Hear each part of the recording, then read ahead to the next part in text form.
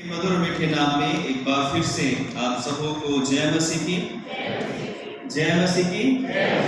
परमेश्वर का एक बार फिर से हम धन्यवाद करते हैं कि परमेश्वर ने हमें आज का दिन दिखाया है और खासकर हमें ये मौका दिया है कि हम आज फिर से उसके भवन में हैं और उसके घर में होना हमारे लिए एक बहुत बड़ी आशीष की बात है। उसकी आराधना करना, उसकी स्तुति करना, उसकी प्रशंसा करना, उसके वचन को पढ़ना, सुनना, सुनाना, सच में ये परमेश्वर की दया है कि हम सब यहाँ पर उपस्थित हैं।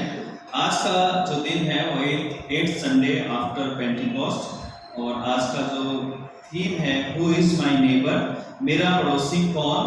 और आज की जो रीडिंग हमने पढ़ी है, हमने भजन 112 पढ़ा, अय्यूब 29:1 और 7 से 16 पढ़ा, याकूब 2:14 से हमने 26 पढ़ा और लूका 10:25 से 37 पढ़ा। तो इससे पहले कि हम इस वचन पर मनन करें, आइए हम अपने आप को तैयार करें और अपने हृदय की भूमि को तैयार करें ताकि जो बीज बोया जाए वो 100 गुना फल लेकर आए। सशक्तिमान पिता परमेश्वर, सारा आदर, सारी महिमा, सारा जलाल हम पिता, पुत्र और पवित्र आत्मा के नाम को देते हैं। धन्यवाद करते हैं आज की सुबह के लिए जिसमें आपने हमें अवसर दिया कि फिर से हम आपके भवन में आकर आपकी आराधना कर सकते हैं। प्रभु सच में यह आपकी बहुत बड़ी दया है, करुणा है कि हम आपके घर में आकर प्रभु अपने लोगों के साथ मिलकर आपकी आराधना करें। खासकर जो वचन हम पिता परमेश्वर मनन करने जा रहे हैं उस पर आपकी आशीष चाहते हैं। हे पवित्र आत्मा, आप हमारे हृदय की भूमि को तैयार कर ताकि हम आपके वचनों को सुने, समझें और ग्रहण करें और इन पर चल सकें। यीशु क्रिस्त के नाम से मांगते हैं, आमीन। परमेश्वर का हम धन्यवाद करते हैं कि परमेश्वर भला है और दयावंत है और उसकी दया से आज तक हम जीवित हैं और उसकी दया से ही हम यहाँ पर उपस्थित हैं। और आज का जो वचन हमने पढ़ा है, खासकर हम आज लूका 10:25 से 37 पर मनन करेंगे।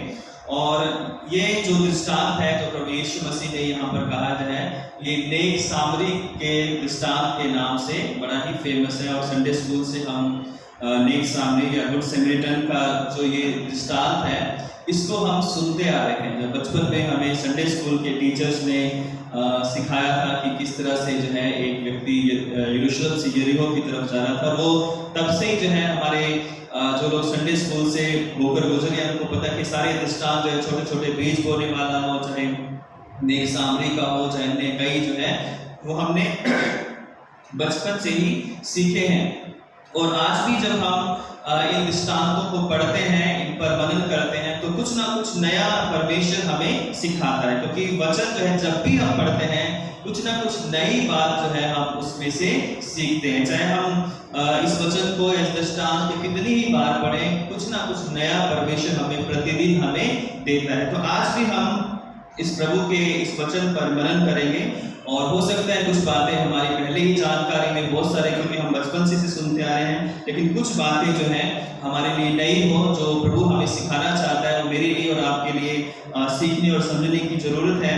तो इस दृष्टांत पर मनन करेंगे। हम जानते हैं कि जो दृष्टांत है इसका एक रीजन है, इसके पीछे एक बैकग्राउंड है कि क्यों प्रभु यीशु मसीह ने ये दृष्टांत कहा था। तो प्रभु यीशु मसीह के पास एक व्यवस्थापक आया और आकर कहने लगा कि अनंत जीवन पाने के लिए जो है मैं क्या करूं, या अनंत जीवन का वारिस होने के लिए मैं क्या करूं। तो प्रभु यीशु मसीह ने कहा कि व्यवस्था में क्या लिखा है तो कैसे पढ़ता है। तो उसने व्यवस्था का जो सारांश है उसने जवाब दिया कि व्यवस्था में ये लिखा है कि तू प्रभु अपने परमेश्वर से, अपने सारे मन से, अपने सारे प्राण से, अपनी सारी शक्ति से और अपनी सारी बुद्धि से प्रेम करना, और ऐसे ही अपने पड़ोसी के समान, अपने समान अपने पड़ोसी से भी प्रेम रखना चाहिए। प्रभु यीशु मसीह ने कहा कि तूने ठीक उत्तर दिया है, जा यही कर तो तू जीवित रहेगा। तब उसने अपने आप को धर्मी ठहराने के लिए, क्योंकि वो यीशु मसीह की परीक्षा करने के लिए आया था, तो उसे ये सिद्ध करना था कि मैं बहुत धर्मी हूँ। तो जब यीशु मसीह ने जवाब दिया तो उसने कहा कि मेरा पड़ोसी कौन है ना। तो पहला उसका सवाल था कि अनंत जीवन का वारिस होने के लिए मैं क्या करूं। दूसरा उसका सवाल था कि मेरा पड़ोसी कौन है। तो पहले सवाल के जवाब में प्रभु यीशु मसीह ने उसे, क्योंकि वो व्यवस्थापक था वो और व्यवस्था का बहुत बड़ा जानकार था, उसे बहुत सारे व्यवस्था की जो भेद था, तो गहरे भेद उसे पता थे, क्योंकि जो व्यवस्थापक होते थे वो वर्ड टू वर्ड जो है पूरी व्यवस्था को लर्न करते थे। उन्हें ये जरूरी था कि वो पूरी व्यवस्था उनको याद हो और उसका एक्सप्लेनेशन भी जो है वो लोग दूसरों को सिखाते थे, समझाते थे।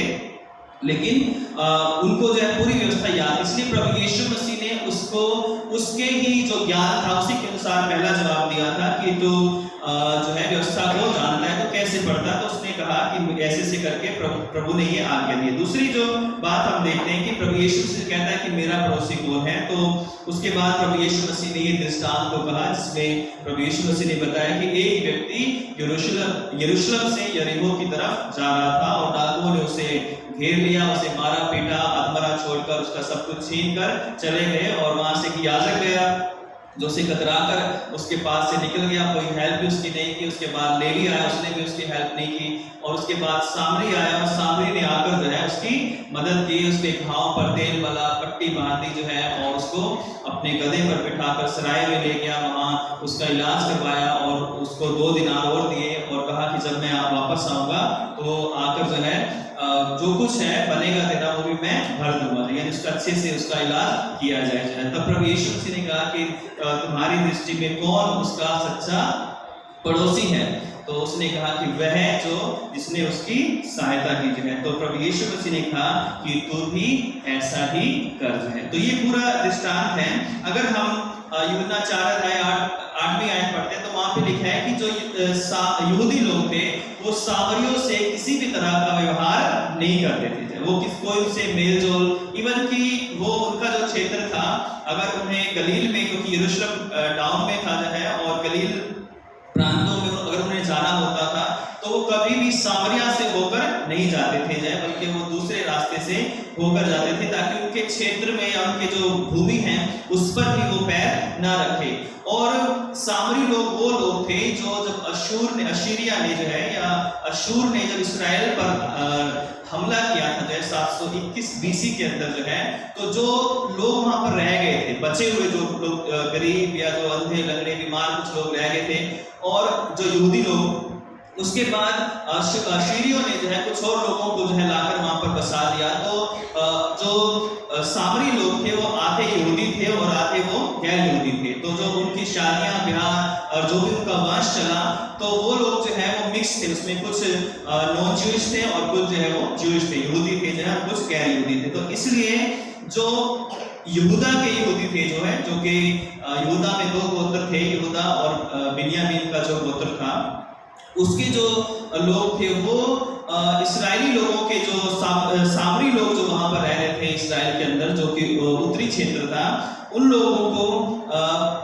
अशुद्ध मानते थे और पापी मानते थे, क्योंकि वो अपने आप को कहते थे कि हम प्योर यहूदी हैं, प्योर जो है अब्राहम की संतान, और ये जो है ये लोग जो है इम्प्योर हैं, ये लोग अशुद्ध हैं क्योंकि इन्होंने गैर यहूदियों से शादी ब्याह करके अब जो है ये परमेश्वर को परमेश्वर कहने के योग्य नहीं, और ये लोग सारे के सारे नरक में जाएंगे जो है। और यहाँ पर जो व्यवस्थापक था उसे वो या उसका जो भी व्यवस्था को मानने वाले या सिखाने वाले लोग थे, या फरीसी हो या शास्त्री हो या व्यवस्थापक हो, वो जब शिक्षा जब देते थे वचन की जो भी व्यवस्था की, तो वो हमेशा जो है सामरियों के प्रति घृणापूर्ण एक रवैया करते थे, जिससे कि जो लोग उनके फॉलोअर्स थे, जो सुनने वाले लोग भी थे, वो भी सामरियों से घृणा करते थे। यानी जो व्यवस्थापक थे, जो धर्म के जानने वाले थे, बेशक वो पढ़ते थे कि परमेश्वर से प्रेम कर रहा है, अपने पड़ोसी से भी प्रेम कर रहा है, लेकिन वो स्वयं भी लोगों को सिखाते थे कि सामरी जो है वो अपवित्र है, उनसे किसी तरह का मेल जोल नहीं रखना। इसलिए जब यीशु मसीह सामरी स्त्री से बात कर रहे थे तो चेलों को भी ये अचंभा हुआ कि एक सामरी स्त्री से बात कर रहे हैं, और प्रभु यीशु मसीह को देखकर चेले जो है बड़े अचंभित हुए थे कि देखो जो है ये एक सामरी स्त्री से जो कि अपवित्र है, जिससे यहूदी बात नहीं करते हैं, जिससे कोई मेल जोल नहीं रखते हैं, जिससे कोई लेना देना नहीं है, और ये यीशु मसीह उनसे बात करें, लेकिन फिर भी उन्होंने उससे कुछ भी उस समय नहीं पूछा था। तो यहाँ पर 2 सवाल हैं कि मैं अनंत जीवन पाने के लिए क्या करूं, है ना। तो पहला सवाल ना केवल ये उस समय था और आज भी ये सवाल पूरे संसार के अंदर है, चाहे बच्चा हो, चाहे बूढ़ा हो, चाहे जवान हो, चाहे बुजुर्ग हो, हर एक व्यक्ति के लिए आज भी ये सवाल है जो पूछ रहा है कि मैं अनंत जीवन पाने के लिए क्या करूं। जो है आज हमने देखा कि कितने लोग जो है अनंत जीवन पाने के लिए, जिसे अलग अलग धर्मों में अलग अलग नाम दिया गया, कहीं निर्वाणा नाम दिया गया, कहीं मोक्ष नाम दिया गया, कहीं मुक्ति नाम दिया गया है, इस उद्धार शब्द को या अनंत जीवन को। तो इसको पाने के लिए हमने देखा कितने लोग कितने कष्टों को उठा रहे हैं, कितनी मेहनत लोग कर रहे हैं ताकि उस ज्ञान को वो प्राप्त कर लें। पिछले दिनों में अभी हमने कावड़ देखा है, जब कावड़ी लोग जा रहे थे तो कितना कितना बोझ लेकर जो है वो चल रहे थे। कई क्यों जाए, कई लोग अपने माँ बाप को दोनों साइड में बिठाकर जो है कंधे के ऊपर जब उनको लेकर हरिद्वार गए और वहां से वापस अपने अपने जगहों पर गए जाए। तो जब हम एक दिन हमारे थे सड़क पर, तो किसी ने जो स्टील की बड़े बड़े जो है क्या बोलेंगे उसे, घड़े टाइप जो होते हैं कल से जो है बड़े बड़े, किसी ने एक नीचे है एक ऊपर है उससे भी ऊपर है, उसी दूसरी साइड में भी इतना इतना बोझ उठा रहे थे, है ना। तो वो बोझ उठाकर चल रहे थे, नंगे पांव चल रहे थे, है ना। पांव में छाले पड़ गए होंगे, कहीं कितना लंबा सफर जो है गांव सड़कों में जो है वो जा रहे हैं। क्यों जा रहे हैं, है ना। उनको ये उम्मीद है कि हम वहां से गंगा जल लाएंगे और वहां पर छिड़केंगे जाकर अपने, जहाँ पे भी उन्होंने मान्यता है, तो हमें क्या मिलेगा, हमें अनंत जीवन मिलेगा या हमें मुक्ति मिलेगी, हमें शांति मिलेगी। बहुत सारे लोग गंगा में जाकर डुबकी लगाकर आए होंगे, नहा कर आए होंगे और कहा होगा कि अब हमारा मोक्ष हो गया है। इसी तरह अनेक और धर्मों में भी, अनेक जगहों पे भी मोक्ष प्राप्त करने के लिए या अनंत जीवन प्राप्त करने के लिए बहुत सारे लोग जो है खोज में लगे हुए हैं, चाहे वो हिंदू हो, चाहे मुस्लिम हो, चाहे सिख हो, चाहे ईसाई भी होते हैं। बहुत सारे लोग अभी भी अनंत जीवन की खोज में लगे हुए हैं कि उन्हें अनंत जीवन मिल जाए, अगर उन्होंने सच्चाई को अभी तक नहीं जाना है। तो आज भी एक ये ज्वलंत जो है हमेशा ये इश्यू रहा है कि मैं अनंत जीवन पाने के लिए क्या करूं। आज मेरे और आपके लिए सवाल है कि हमने अनंत जीवन पा लिया है या नहीं पा लिया है ना। वो तो सवाल दुनिया कर रही है कि हम अनंत जीवन पाने के लिए क्या करें। तो आज मेरे लिए और आपके लिए सवाल है कि क्या हमने अनंत जीवन को पा लिया है ना। और प्रभु यीशु मसीह का वचन हमें ये आश्वासन देता है, विश्वास देता है कि परमेश्वर ने जगत से ऐसा प्रेम किया कि उसने अपना इकलौता पुत्र दे दिया ताकि जो कोई उस पर क्या करे, विश्वास करे, वो नाश ना हो परंतु अनंत जीवन पाए ना। तो हमारे लिए एक डायरेक्ट और सीधा रास्ता है कि जो कोई प्रभु यीशु मसीह पर विश्वास करेगा वो अनंत जीवन को पाएगा। यदि हमने प्रभु यीशु मसीह पर विश्वास किया है तो हम अनंत जीवन के रास्ते पर जो है चल रहे हैं या हमने अनंत जीवन को पा लिया है। अगर हम उस विश्वास के कारण दृढ़ता से उस विश्वास को थामे हुए हैं और उस विश्वास के अनुसार आगे काम भी कर रहे हैं। तो यहाँ पर संसार ढूंढ रहा है कि उन्हें कोई अनंत जीवन का रास्ता बता दे। संसार तरह तरह के बोझ को लेकर चल रहा है ताकि जो है उस बोझ के द्वारा उन्हें जो है मुक्ति मिल जाए। हमारा बोझ ऑलरेडी प्रभु यीशु मसीह ने उठा लिया है। वो कहता है कि बोझ को अपने मुझ पर डाल दो, हे सब बोझ से दबे हो, हे सब परिश्रम करने वालों और बोझ से दबे हुए लोगों, मेरे पास आओ, मैं तुम्हें विश्राम दूंगा।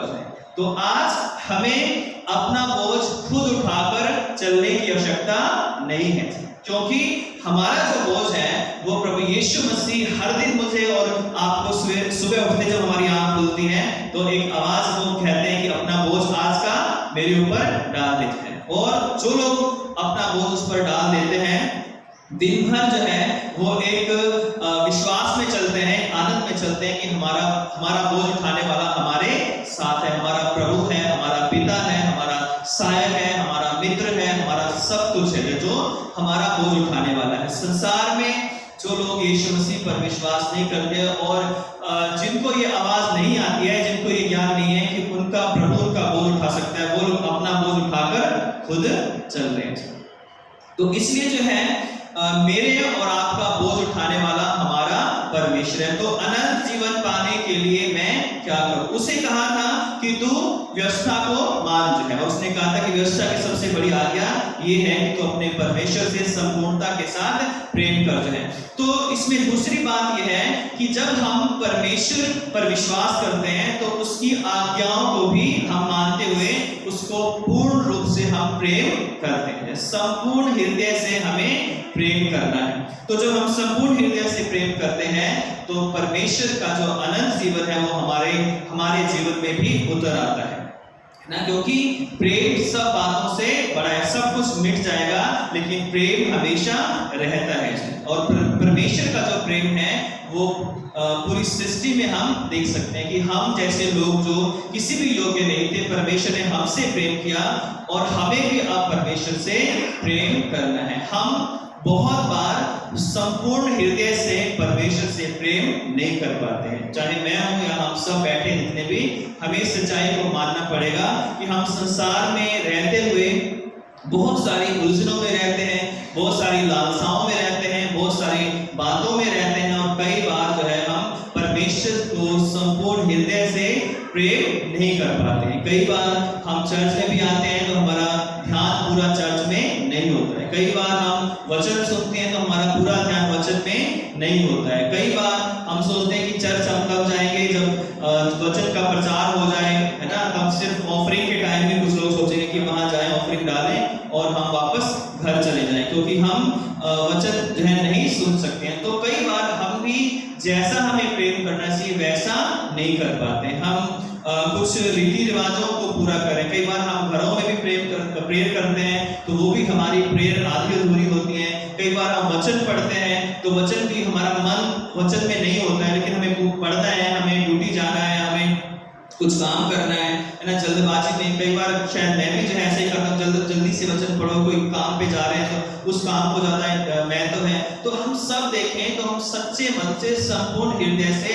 कहीं ना कहीं हम सब लैग करते हैं, हम परमेश्वर से प्रेम नहीं कर पा रहे। लेकिन परमेश्वर कहता है कि तुम अगर अनंत जीवन पाना चाहते हो तो हमें अपनी गलतियों को मानते हुए जाए, कि मुझे और आपको अपनी उस कमी को स्वीकार करते हुए कि हे परमेश्वर, जैसा हमें आपसे प्रेम करना चाहिए वैसा हम प्रेम आपसे नहीं कर पा रहे।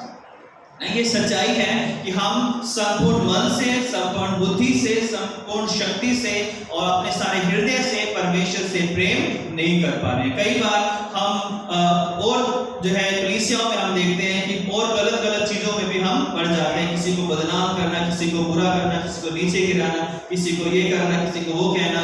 तो कई बार हम इन चीजों में भी पढ़कर उस प्रेम को खो देते हैं, क्योंकि प्रेम जो है, अगर हम पहला कुरिन्थियों 13 में पढ़ते हैं तो अगर मैं सरदूतों की बोलियां बोलूं और बड़े बड़े काम करूं और अपनी देह जलाने के लिए दे दूं, अगर मैं प्रेम न रखूं तो मैं ठनठनाता हुआ पीतल और छनछनाती हुई झांझ हूं। तो अनंत जीवन पाने के लिए हमें परमेश्वर पर विश्वास करना है और हमें परमेश्वर की आज्ञाओं को मानना है। दूसरा जो सवाल जो उसने पूछा था कि मेरा पड़ोसी कौन है जो है, तो ये सवाल जो है आज मैं और आप भी पूछ सकते हैं कि मेरा पड़ोसी कौन है जिसकी मैं सहायता करूं, है ना, और जिसकी मैं हेल्प कर सकूं है।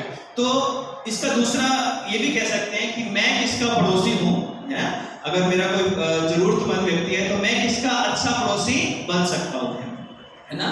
तो पड़ोसी जो है वो अगर आसपास रहते हैं, केवल वही पड़ोसी नहीं होते, लेकिन फिर भी अगर हम वहां से शुरू करें तो अक्सर जो है पड़ोसियों में कुछ लोग जो होते रहते हैं। उसने कूड़ा क्यों डाल दिया, उसने ये क्यों कर दिया, उसने पानी इधर कर दिया, उसने पाइप इधर कर दिया, उसने मेरे बच्चे को ऐसा कर दिया, उसने वैसा कर दिया। बहुत कम पड़ोसी हैं जो बिल्कुल भाई की तरह या बिल्कुल मेल मिलाप से रहते हैं। तो ये अच्छी बात है कि हमें मिलजुल कर रहना चाहिए है। और पड़ोसी जो है वो परमेश्वर की आज्ञा ये है कि जैसा हम अपने से प्रेम करते हैं वैसे अपने पड़ोसी से भी प्रेम करें। तो एक पक्ष है कि हम परमेश्वर से प्रेम करते हैं, लेकिन जब कई बार पड़ोसी से प्रेम करने की बात आती है तो हम लोग जो है उससे थोड़ा सा पीछे हट जाते हैं। अगर हम इंटरनेशनल लेवल पर देखें तो कई पड़ोसी देश जो है एक दूसरे के जानी दुश्मन हैं। अगर हम नॉर्थ कोरिया और साउथ कोरिया को देखें तो वो एक दूसरे के हमेशा दुश्मन बने रहते हैं। हिंदुस्तान पाकिस्तान को देखें तो हमेशा जो है आपस में एक लड़ाई का माहौल बना रहता है। अगर हम इजराइल और फिलिस्तीन को देखें तो वहाँ पे भी हमेशा लड़ाई बनी रहती है। आजकल सीरिया के साथ जो है इजराइल का प्रॉब्लम चल रहा है, तो वहाँ पर भी वो भी उसका पड़ोसी है ना। उसी तरह अनेक ऐसे देश हैं जो कि जीवित उदाहरण हमारे पास है, रशिया का और यूक्रेन का। दोनों पड़ोसी देश हैं, लेकिन 6 महीने से उनके बीच में जंग छिड़ी हुई है और वो एक दूसरे के लोगों को, जो कि वो भी मसीह हैं और वो भी मसीह हैं, वो भी बाइबल को पढ़ने वाले हैं और वो भी बाइबल को पढ़ने वाले हैं, लेकिन दोनों एक दूसरे को मार रहे हैं। और जो अच्छे पड़ोसी होने का जो प्रभु यीशु मसीह ने संदेश दिया है, वो संदेश कहीं भी उन दोनों के बीच में दिखाई नहीं देता है। तो पड़ोसी, अच्छे पड़ोसी होना एक बहुत आशीष की बात है, लेकिन सवाल यह है कि मेरा पड़ोसी कौन है। तब यीशु मसीह ने ये दृष्टांत दिया था कि हम किसे अपना पड़ोसी कह सकते हैं या किसके हम अच्छे पड़ोसी बन सकते हैं। तब यीशु मसीह ने ये दृष्टांत कहा कि एक व्यक्ति यरूशलेम से यरीहो की तरफ जा रहा था, और जब जा रहा था तो डाकुओं ने उसे घेर लिया और याजक आया, लेवी आया और आकर जो है उसे देखकर चले गए। तो यहाँ पर हम देखते हैं कि याजक और लेवी वो लोग थे जो मंदिर में या आराधनालयों में जो है जो सेवा करते थे। और लेवी व्यवस्था 19 के अनुसार यदि कोई व्यक्ति जो है किसी लोथ को या किसी मरे हुए व्यक्ति को, जानवर को छुएगा तो वो 7 दिन तक अपवित्र रहेगा, है ना। और इसलिए जो है शायद वो जो याजक और लेवी थे वो आए और देखकर चले गए, क्योंकि उन्हें लगता था कि कौन 7 दिन तक जो है इसके कारण जो है अशुद्ध रहेगा, है ना। हो सकता है इसका दूसरा रीजन ये भी हो सकता है कि वो शायद सोचे कि जैसे इसको मार दिया गया है, इसको लूट लिया गया, अगर हम इसकी हेल्प करेंगे तो डाकू शायद आसपास ही हो, वो हमें भी लूट ले जाए। और इस कारण जो है वो देखकर उसको चले गए। तो उन्होंने क्या कोई गलत काम किया कि उसकी सहायता नहीं की? ना तो उन्होंने उसे कुछ बुरा कहा, ना उसका कुछ छीना, ना उससे लिया जो है, बस उन्होंने देखा और चले गए, है ना। तो ये इस बात से हम उसे कैसे गलत ठहरा सकते हैं? क्यों जो है हम उनको गलत कहते हैं? प्रभु यीशु मसीह ने क्यों कहा कि वो अच्छे पड़ोसी नहीं है? ना तो उन्होंने उसका कोई रुपया चुराया, ना कोई उनके कपड़े छीने, कुछ भी नहीं, वो तो डाकुओं ने किया था। लेकिन याजक ने और लेवी ने जो है उसको कुछ भी नहीं कहा, उनको सिर्फ देखा और वो चले गए ना। तो क्यों वो गलत थे? क्योंकि उन्होंने उसकी जो मदद करनी चाहिए थी वो नहीं की ना। तो मेन उनका रीजन ये नहीं था कि उन्होंने उसके साथ कुछ गलत किया या उसे कुछ बुरा या भला कहा या उसको कुछ गलत कहकर या उसे उसके हीन दृष्टि से देखकर चले गए या कुछ अपनी बड़ाई की या अपना कुछ नहीं किया। उन्होंने सिर्फ देखा और चले गए। इसी देखने और जाने में ही उन्होंने उस अपॉर्चुनिटी को खो दिया जो उन्हें मिली थी किसी की मदद करने की। तो आजकल संसार में बहुत बार जो है हम भी यही करते हैं कि हम कुछ देखते हैं और आगे बढ़ जाते हैं। कोई जरूरतमंद है, कोई जो है नीड में है जो है, उस व्यक्ति की हम हेल्प नहीं करते हैं बल्कि देखते हैं और आगे बढ़ जाते हैं। तो हमारा पाप ये नहीं है कि हमने उसे देखा या हमने जो है उसको कुछ बुरा भला कहा, हमने कुछ नहीं कहा जाए, लेकिन हमने कुछ नहीं किया, ये हमारा पाप है कि हम इस योग्य होकर भी कि हम उसकी हेल्प कर सकते हैं, कोई भी व्यक्ति क्यों ना हो, तो जो जरूरत में है, लेकिन हम जानबूझकर भी उसकी मदद नहीं कर पाते हैं। और याकूब में लिखा है कि जिसकी मदद करने की योग्यता तुम्हारे अंदर हो तो उसकी अगर मदद ना की जाए तो वो भी एक पाप है ना। और इसलिए याकूब कहता है कि यदि कोई भूखा या नंगा या प्यासा तुम्हारे पास आए और तुम उसे कहो कि तुम सरगर्म रहो और तृप्त रहो और बहुत अच्छे रहो और उसको खाने के लिए कुछ ना दो, उसको पहनने के लिए कुछ ना दो, तो वो तुम्हारी धार्मिकता क्या है? व्यर्थ है। तो जब हम अच्छे पड़ोसी जो है कब बनते हैं? जब हम किसी जरूरतमंद की सहायता करते हैं, जब हमें पता है कि वो व्यक्ति जरूरत में है, चाहे वो बीमार है, चाहे वो दुखी है, चाहे परेशानी में है, तो हम जो है एक सच्चे मसीह होने के नाते जो है हम उसकी जरूरतों को पूरा करते हैं। सोचिए जो डॉक्टर्स हैं या जो नर्स हैं, जो मेडिकल लाइन में जो लोग हैं, वो कैसे कैसे पेशेंट्स को जो है वो डील करते हैं। किसी कोई जला हुआ है, कोई कटा हुआ है, किसी में से बदबू आ रही है, किसी को हम देख करके लोग उल्टी कर देंगे, ऐसे पेशेंट आते हैं जो है उनके पास, लेकिन वो जाकर फिर भी क्या करते हैं, उनकी मलहम पट्टी करते हैं, उनका इलाज करते हैं, उनके इंजेक्शंस लगाते हैं, उनके जो भी ट्रीटमेंट होता है वो शुरू करते हैं। ये उनकी एक अच्छे जो सामरी है उसकी वो गवाही है। और ऐसे ही बहुत सारे लोग हैं जो हमारे अंदर जो है वो जरूरतमंदों को जब देखते हैं, मदद करते हैं, तो वो एक अच्छे सामरी का रोल अदा करते हैं। तो पड़ोसी सिर्फ वो नहीं जो हमारी बगल में रहता है, जिससे हम साल भर खट्टे मीठे अनुभव शेयर करते हैं, कभी हम बोलते हैं, कभी हम नहीं बोलते हैं, कभी हम लड़ने लगते हैं, कभी हम फिर से एक हो जाते हैं, लेकिन हमारे पड़ोसी वो हैं जो किसी जरूरतमंद है, जो लोग जरूरत में हैं, वो लोग हमारे सच्चे पड़ोसी हैं। तो एक अगर कोई व्यक्ति अगर कोई बीमार है तो एक व्यक्ति कह सकता है कि देखो ये कितना जो है बीमार। अगर किसी को स्किन की प्रॉब्लम है या कोई बीमार हो गया है, दूसरा व्यक्ति कह सकता है कि पहले ने कहा कि ये कितना बीमार है, और ये कह कि ये लोग कितने, दूसरा कह सकता है कि ये लोग कितने अभागे हैं या कितने दुखी हैं।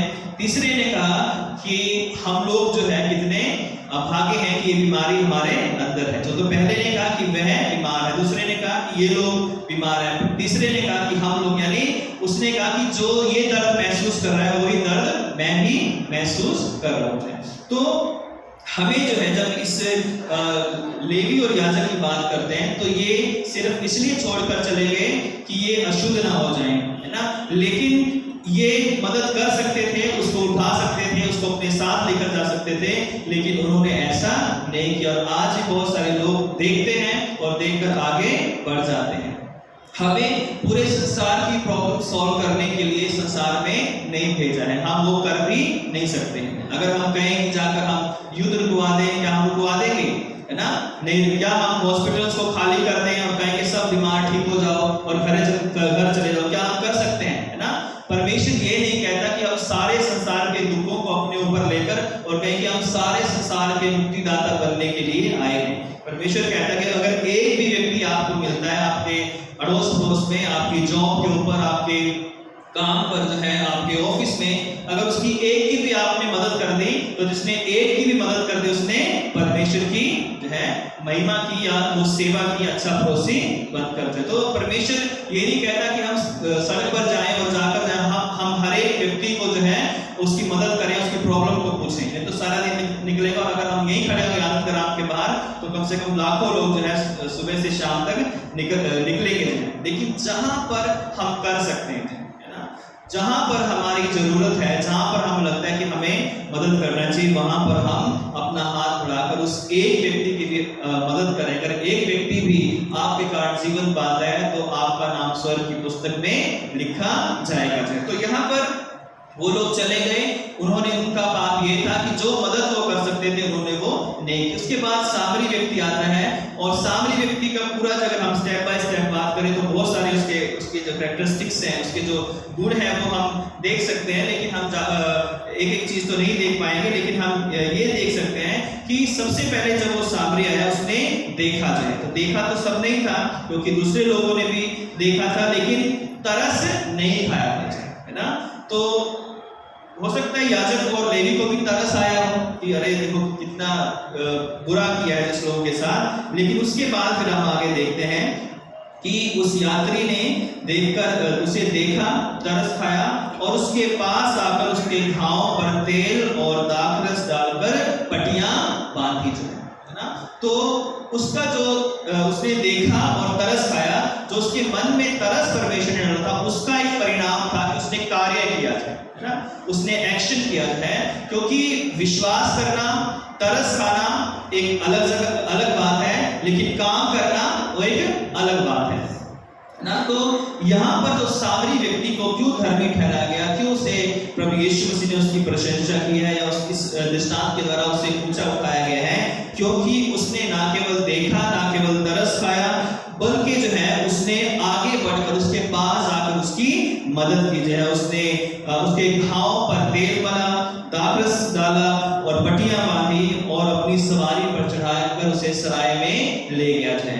तो विश्वास अगर कर्म रहित है तो वो विश्वास बेकार है, क्योंकि अगर हम विश्वास करते हैं तो याकूब में हमने पढ़ा कि दुष्ट आत्माएं विश्वास करती हैं और थर-थर कांपती हैं कि ये परमेश्वर है, यीशु मसीह ही परमेश्वर है, लेकिन अगर वो कार्य नहीं करते हैं, है ना, यदि क्योंकि दुष्ट आत्माएं ये तो जानती है कि यीशु मसीह परमेश्वर है, लेकिन वो उसकी आज्ञाओं पर नहीं चलती है, क्योंकि आज्ञाओं पर चलने के लिए परमेश्वर ने मुझे और आपको चुना है। यदि कोई व्यक्ति विश्वास करे और बड़ी बड़ी बातें करे और बड़े बड़ी गवाहियां भी दे, लेकिन वो कार्य ना करे, तो वो कार्य जो है उस बात के गवाह है कि उसका विश्वास जो है कर्म बिना अधूरा है और वो मरा हुआ है। तो इस सामरी ने उस व्यक्ति को देखा, उस पर तरस खाया, पट्टियां बांधी, तेल मला और उसे सराय में ले गया और उसकी सेवा टहल की जाए। उसे एकदम से छोड़कर नहीं आ गया कि चलो इसे जो है मैं छोड़कर चला जाता हूँ, लेकिन उसने सेवा टहल की। हमें नहीं पता कि वो वहाँ 1 दिन रहा, 2 दिन रहा, 3 दिन रहा या 1 हफ्ता रहा, इसमें नहीं लिखा हुआ है, लेकिन उसने उसकी सेवा टहल जब तक की जब तक वो थोड़ा ठीक नहीं हो गया है। तो यहाँ पर हम देखते हैं कि जो सच्ची धार्मिकता है वो विश्वास के साथ, दया के साथ, कर्म के साथ भी होती है। अगर हम बहुत बड़े विश्वासी हैं, बहुत अच्छे जो है वो हम विश्वास रखते हैं, हमारे जीवन में बड़ी बड़ी कमाई, लेकिन हम तरस नहीं खाते हैं, यदि हम दूसरों की सेवा नहीं करते हैं, यदि हम कर्म कोई उनके लिए नहीं करते हैं, तो हमारा जो विश्वास है वो कर्म के बिना अधूरा है। और इसलिए याकूब ने साफ साफ कहा है कि यदि कोई व्यक्ति जो है बिना कर्म के का विश्वास करता है, अगर हम बड़े ही भाइयों, यदि कोई कहे कि मुझे विश्वास है पर मैं कर्म नहीं करता हूं, तो उससे क्या लाभ? क्या ऐसा विश्वास कभी उसका उद्धार करा सकता है? अर्थात ऐसा विश्वास जो कर्म रहित है वो उसका उद्धार नहीं करा सकता। वरन कोई यह कह सकता है कि तुझे विश्वास है और मैं कर्म करता हूं, तो तू अपना विश्वास मुझे कर्म बिना तो दिखा और मैं अपना विश्वास अपने कर्मों के साथ तुझे दिखा। और आगे लिखा हुआ है, क्योंकि जो विश्वास है वो कर्म के बिना अधूरा। निदान जैसे देह आत्मा बिना मरी हुई है, वैसे ही विश्वास भी कर्म बिना मरा हुआ है। तो हम कर्म इसलिए नहीं करते हैं कि हमें कर्मों के द्वारा उद्धार मिलेगा, क्योंकि अन्य शिक्षा ये कि कर्म करो, जैसा कर्म करोगे वैसा फल देगा जो है ईश्वर भगवान। लेकिन बाइबल कहती है कि पहले विश्वास करो और प्रभु पर विश्वास करो, उद्धार पाओ, उद्धार पाकर क्या करो? कर्म करो, है ना। तो हमारी धार्मिकता जो है विश्वास कर यीशु मसीह पर उद्धार पाने के बाद हमें उन कर्मों के द्वारा उस उद्धार को, उस उद्धार के कामों को बनाए रखना है। अब्राहम का उदाहरण है, अब्राहम बहुत बड़ा विश्वासी था, विश्वासियों का पिता था, लेकिन याकूब ने उसका उदाहरण दिया, कहा है कि उसका जो विश्वास है वो कर्म बिना अधूरा होता, क्योंकि उसने विश्वास तो किया कि परमेश्वर है, लेकिन साथ साथ अपने बेटे को बलिदान करने के लिए भी वो चला गया। जो सबसे प्यारी चीज उसके पास थी, उसे प्रभु ने मांगा तो वो देने के लिए तैयार हो गया। तो हमारे लिए भी आज ये सवाल है कि हम कैसे मसीह हैं, कैसा विश्वास हमारे अंदर है। विश्वासी तो हम सब हैं, क्योंकि जब हम घर से चर्च की तरफ पहला कदम रखते हैं तो हम विश्वास के साथ आते हैं, क्योंकि बिना विश्वास के हम परमेश्वर के भवन की ओर नहीं आ सकते। हम सब विश्वासी हैं, लेकिन कई बार हम विश्वास के अकॉर्डिंग कर्म नहीं करते हैं, है ना। और कई बार हम कलीसियाओं में देखते हैं और घरों में भी देखते हैं, समाज में देखते हैं कि लोग बड़े बड़े धार्मिक होने का जो है या बातें कर रहे हैं, बड़े बड़े उपदेश दे रहे हैं, लेकिन उनके कर्मों के द्वारा उनके काम जो है वो अच्छे नहीं है ना। कई जो अगुवे हैं, कई लीडर हैं जो है आज वो जेलों के अंदर है, क्योंकि प्रचार कुछ और था लेकिन जीवन कुछ और था।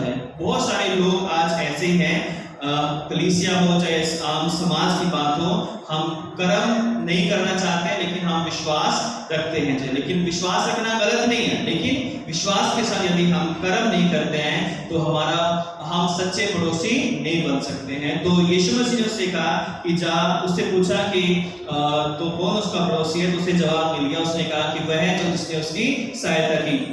तब जो है यीशु मसीह ने कहा कि जा तू भी ऐसा ही कर। यानी एक यहूदी होने के नाते, एक व्यवस्थापक होने के नाते, उस सामरी से जिसे जो है जो सामरी से तुम घृणा करते हो, उसने जो है जब एक यहूदी की मदद कर सकता है, तो एक यहूदी होकर तुम भी एक सामरी की मदद कर सकते हो यदि किसी जरूरत में है। तो आज मेरे और आपके पास भी 2 सवालों पर हमने मनन किया है कि पहला कि मैं अनंत जीवन पाने के लिए क्या करूं है। तो अनंत जीवन अगर हमें पाना है तो हमें प्रभु की पर विश्वास करके उसकी आज्ञाओं को मानना। उसकी आज्ञा क्या है कि परमेश्वर से हम संपूर्ण हृदय से प्रेम करें और अपने पड़ोसी से हम संपूर्ण हृदय से प्रेम करें।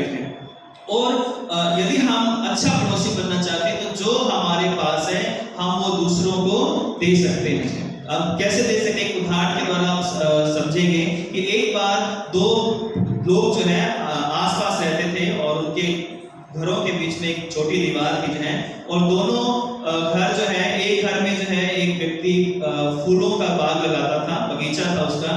दूसरा व्यक्ति जो है सूरों को पालता था। जो सूरों को पालता था वो व्यक्ति अपने पड़ोसी से बहुत घृणा करता था, बहुत उससे जेलस फील करता था और वो हमेशा उसके लिए कुछ ना कुछ बुरा बोलता रहता, लेकिन वो उस पर ध्यान नहीं देता था। फिर उसने क्या शुरू किया करना कि उसने जो भी कचरा होता था सूरों का, जो भी गंदगी होती थी, वो उसके बाड़े में और रोज रात को फेंक दिया करता था।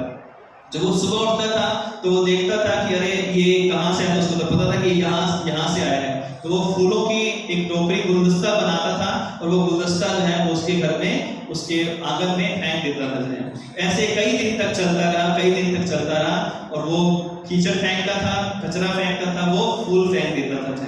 और अंत में जो सूरों को पालने वाला व्यक्ति था वो टूट गया और उसने पूछा कि भाई जो है, मैं तो आपके खिलाफ इतना बुरा बोलता हूँ और बुरी बुरी बातें लोगों को कहता हूँ और मैं हमेशा जो है तुम्हारे आंगन में कचरा फेंकता हूँ, लेकिन तुम जो है वो हमेशा मेरे घर में फूल फेंकते हो जाए। तो उसने कहा कि ये बड़ा सिंपल है, कोई बात नहीं है। तो उसने कहा क्या सिंपल बात है? सिंपल बात ये है कि जो मेरे पास है मैं तुम्हें भेज देता हूँ, और जो तुम्हारे पास है वो तुम मुझे देते हो। अगर तुम्हारे पास कचरा है, बुराई है, गालियां हैं, बुरे काम हैं, तो वो तुम मुझे दे रहे हो, लेकिन उसका मेरे ऊपर कोई प्रभाव नहीं पड़ रहा। जो मेरे पास है वो मैं तुम्हें दे रहा हूँ, और मेरे पास वो फूल है, मेरे पास बगीचा है और उन फूलों को मैं तुम्हारे पास देता हूँ। तो आज हमारे पास अपने पड़ोसी के लिए क्या है? ये भी एक सवाल है तीसरा कि मेरे और आपके पास अपने पड़ोसी के लिए क्या है। पड़ोसी सिर्फ वही नहीं जो आपके पड़ोस में रहता है, लेकिन वो हर व्यक्ति जो आपके कांटेक्ट में है, आप जरूरतमंद में है, या आपको जानने वाला है, या आपका कोई भी आपका बॉस हो सकता है, आपका कोई कुलीग हो सकता है, कोई भी व्यक्ति हो सकता है। तो आज मेरे पास क्या है जो मैं उसे एक अच्छा पड़ोसी होने के नाते दे सकता हूँ। जो कुछ हमारे पास होगा वही हम दूसरों को दे सकते हैं। अगर हमारे पास प्रेम है, दया है, अच्छे सामने की तरह जो है वो तरस है, तो हम दूसरों को वही देंगे। अगर हमारे पास बुराई है, निंदा है और गलत चीजें हैं, तमाम बुराइयां हैं, तो हम वही देंगे जो हमारे पास होगा है। तो प्रतिफल उसे मिलेगा जो परमेश्वर की दृष्टि में धर्मी होगा। उसे नहीं मिलेगा जो अपनी दृष्टि में, समाज की दृष्टि में अपने आप को धर्मी बनाने का प्रयास करेगा। तो मेरा पड़ोसी कौन है ये हम सब जानते हैं कि हमारा पड़ोसी कौन है, वही जो कोई भी व्यक्ति जो जरूरतमंद है। दूसरा कि मैं किसका पड़ोसी हूँ, ये भी हमें याद रखना है कि मैं किसका अच्छा पड़ोसी बन सकता हूँ। और आप में से बहुत सारे लोग अच्छे पड़ोसी हैं और अच्छे से बहुत सारे लोगों की हेल्प कर रहे हैं, बहुत सारे लोगों को पढ़ा रहे हैं, लिखा रहे हैं, कई लोग दूसरों की मदद कर रहे हैं। हमारा चर्च जो है आप सबके सहयोग से जो है दूसरों की मदद कर रहा है। तो ये भी एक अच्छे पड़ोसी होने का, एक कलीसिया, अच्छी कलीसिया होने का एक चिन्ह है कि जब हम दूसरों के जीवन को बनाते हैं, दूसरों के जीवन को उठाते हैं, तो वो भी एक अच्छा पड़ोसी होना जरूरी है। लेकिन फिर भी हम व्यक्तिगत रीति से ये पूछें अपने आप से कि ये ना पूछे कि मेरा पड़ोसी कौन है जिसकी मैं मदद कर सकूं, मैं इसका पड़ोसी अच्छा बन सकता हूं, कि मैं किस तरह उस सामरी की तरह बन सकता हूं जिसने जो है दूसरों की मदद की। परमेश्वर वचनों के द्वारा आप सबों को बहुत आशीष दे। आइए प्रार्थना करें। सर्वशक्तिमान पिता परमेश्वर, सारा आदर, सारी महिमा, सारा जलाल हम आपको देते हैं। जो वचन बोए गए हैं वो हम केवल बोलने या सुनने वाले ना हो पिता, हम सब पर दया कर कि हम सच्चे मन से आपसे प्रेम करें, अनंत जीवन को प्राप्त करें और पिता अपने पड़ोसी से अपने समान प्रेम कर सकें। हे मेरे परमेश्वर, संसार में बहुत सारे पाप हैं, बुराइयां हैं, शैतान की शक्तियां हैं जो हमारे विरोध में काम करती हैं। हमारी सहायता कर कि हम आत्मा से परिपूर्ण होकर प्रेम, शांति, आनंद और धीरज का संदेश एक दूसरे के साथ बांट सकें। प्रभु हमारी सहायता कर कि हम अच्छे पड़ोसी बनकर बहुत सारे लोगों की सहायता कर सके, दूसरों के लिए एक आशीष का कारण बन सके। सारा आदर महिमा जलाल आपको देते हैं, यीशु क्रिस्त के नाम से मांगते हैं। आप सबों को जय मसीह की। परमेश्वर आप सबों को आशीष दे।